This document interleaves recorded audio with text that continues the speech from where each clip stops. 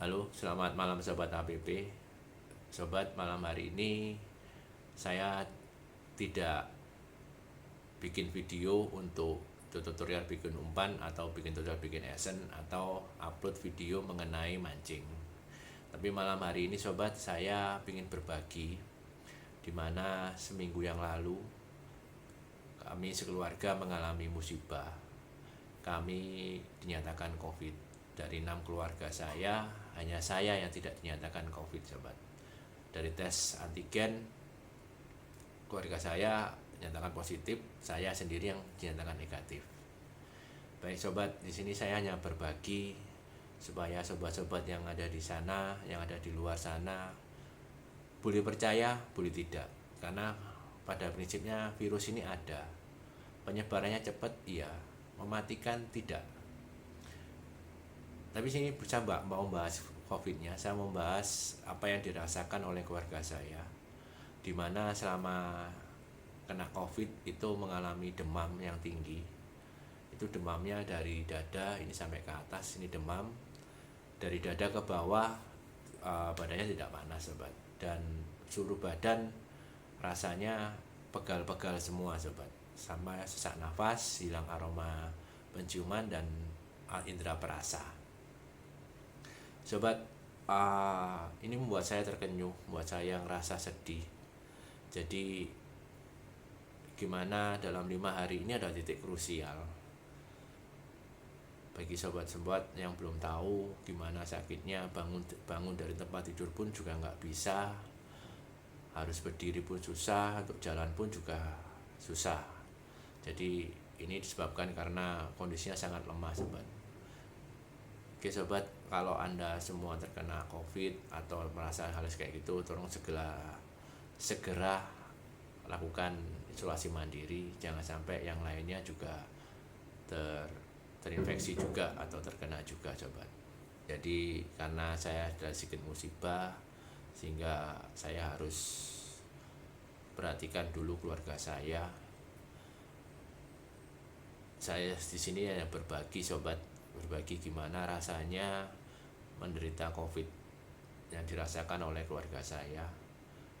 Dari hilang demam, hilang aroma penciuman, hilang indera perasa, seluruh badannya sakit semuanya. Dan pada hari yang kelima, batuk mulai muncul sampai berkepanjangan, sesak nafas akhirnya sobat. Nah disinilah sobat, titik krusialnya bila kita menghadapi COVID. Baik sobat, sebelumnya saya menyampaikan latar belakang saya. Sebelumnya juga 14 tahun di dunia farmasi. Saya dulu seorang detailer. Detailer itu yang pegang produk, yang memberikan informasi produk terhadap obat-obatan terhadap dokter. Jadi memang saya dididik sedikit mengenai dunia farmakologi. Jadi kemarin pada saat keluarga saya sakit, saya sempat menganalisa dari pribadi saya. Ini kenapa sih COVID ini sampai terjadi banyak hal, kayak jadi panas, terus hilang aroma penciuman, hilang indera perasa, badan terasa lemas, tulang-tulang terasa sakit, setelah itu batuk. Baik sobat, jadi pada prinsipnya kalau panas itu di dalam dunia medis itu biasanya itu ada infeksi dalam tubuh. Infeksinya ini karena apa? Ini adalah pertarungan dari antibodi dengan virus atau bakteri. Ini yang bisa menyebabkan panas. Jadi ini yang bikin kita ngerasa badan ini sakit. Dan virus ini sobat, itu menyerangnya di sistem saraf pusat maupun di sistem saraf tepi. Jadi ini diganggu oleh virus tersebut sehingga tubuh merasakan kehilangan indera perasa sama indera penciuman. Oke sobat, ini yang saya analisa. Setelah itu terjadi sesak. Kenapa sesak? Jadi antara antibodi sama virus ini saling bertarung, ibaratnya bertarung. Kalau mungkin jelasnya bisa disebut dengan badai sitokin. Jadi sobat-sobat bisa baca apa itu badai sitokin. Ya, di sini ada pertarungan antara virus dan antibodi. Dan pertarungan itu pasti akan membawa dampak. Dampaknya pasti ada antibodi yang mati maupun virus yang mati. Dari virus yang mati ini akan menjadi radikal bebas. Kita tahu virus ini dilindungi oleh selaput protein. Dan selaput protein ini kalau mati, virus ini bisa menimbulkan toksit. Toksit itu racun dalam tubuh. Nah, proteinnya itu masuk berupa cairan masuk dalam selaput pembuluh darah di antara paru-paru sobat dan di bronkitis. Ini yang menyebabkan selaput pembuluh di dada di depannya paru-paru itu terisi air, dan di bronko itu juga terisi air sehingga menyebabkan sesak nafas dan batuk-batuk. Selain itu sobat, untuk sesak nafas ini, jadi COVID ini juga bisa menghambat peredaran darah sehingga jantung tidak bisa bekerja secara maksimal untuk memompa aliran darah karena di susunan saraf pusatnya itu terganggu, sehingga tidak ada memerintahkan jantung untuk memacu cepat memperedarkan aliran darah dalam tubuh. Nah, ini karena tidak bisa, karena juga dari racun yang virus yang mati maupun hasil pertarungan antara virus dengan antibodi ini bisa menyebabkan darah ada sedikit mengental sobat, sehingga darah ini menutupi jalannya lambat sehingga paru-paru butuh oksigen banyak tapi jantung tidak bisa memberikan sirkulasi oksigen yang dengan baik. Nah, ini yang saya analisa sobat. Jadi kemarin saya juga puji Tuhan, saya kenal dengan produk ProArginen. Sebelah sini produk ProArginen PA9 itu yang membantu keluarga saya suplai dengan PA9 ProArginen dengan kandungan L-argin yang bisa menyebabkan nitrit oksid. Nitrit oksid ini ada blast untuk pembuluh darah, di mana nitrit oksid ini bekerja pada endotel pembuluh darah. Jadi fungsinya nitrit oksid ini adalah untuk melebarkan pembuluh darah, melancarkan aliran darah, dan membersihkan kolesterol, memberikan flak-flak dalam pembuluh darah. Oke sobat, ini sekedar informasi yang saya sampaikan. Semoga sobat-sobat jaga diri baik-baik, selalu gunakan masker, selalu cuci tangan, jaga kebersihan, jaga jarak. Ya, dengan kondisi saat ini, dengan adanya PPKM,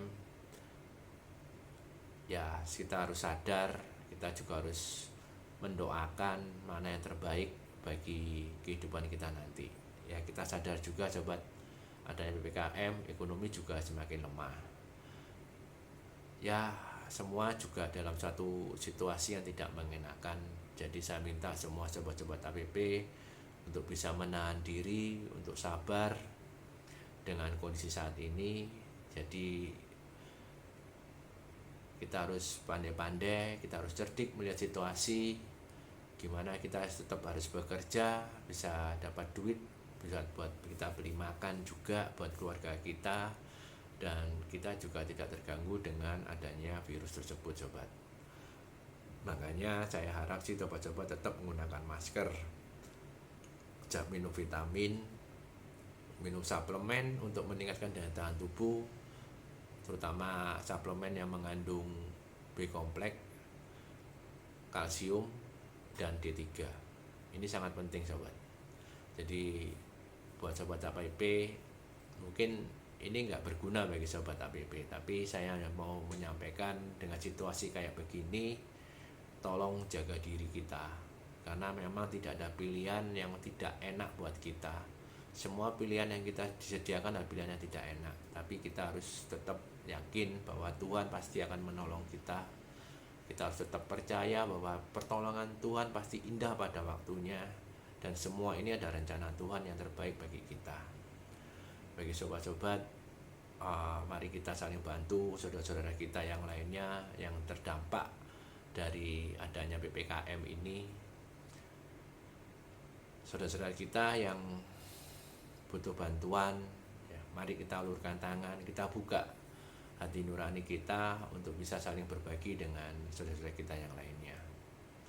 Sobat, saya bisa menyampaikan itu. Semoga dengan berakhirnya PPKM ini kita bisa beraktivitas kembali, untuk bisa mancing, untuk bisa bikin tutorial umpan, cara bikin esen, bikin meracik esen. Ya, kita berharap sobat semua bisa kembali pulih dan normal seperti dulu, sehingga kita bisa fresh. Karena kuncinya di kondisi saat ini adalah kita harus fresh, kita harus tenang, kita harus pikiran harus segar, supaya kita secara psikis kita tidak terganggu sobat. Kita saling mendoakan sobat, siapapun kita, siapapun agama kita, siapapun etnis kita harus saling mendoakan. Kita harus saling percaya bahwa semua ini pasti akan berlalu. Kita saling percaya yang terbaik buat diri kita, buat keluarga kita, dan bagi bangsa dan negara kita. Baik sobat, demikian sedikit saran saya buat sobat-sobat AWP yang lainnya. Tetap jaga jarak, cuci tangan, jaga kebersihan, jaga pola makan, jaga istirahat, minum vitamin, minum suplemen yang bagus untuk meningkatkan daya tahan tubuh. Baik sobat, sampai ketemu lagi di video AWP selanjutnya. Kita ikutinlah aturan yang ada supaya kita bisa cepat berlalu, kita bisa mancing lagi, kita bisa berbagi, bikin umpan lagi, dan bikin esen. Terima kasih sobat AWP. Salam sehat, salam satu joran, salam satu hobi, salam AWP. Selamat malam sobat.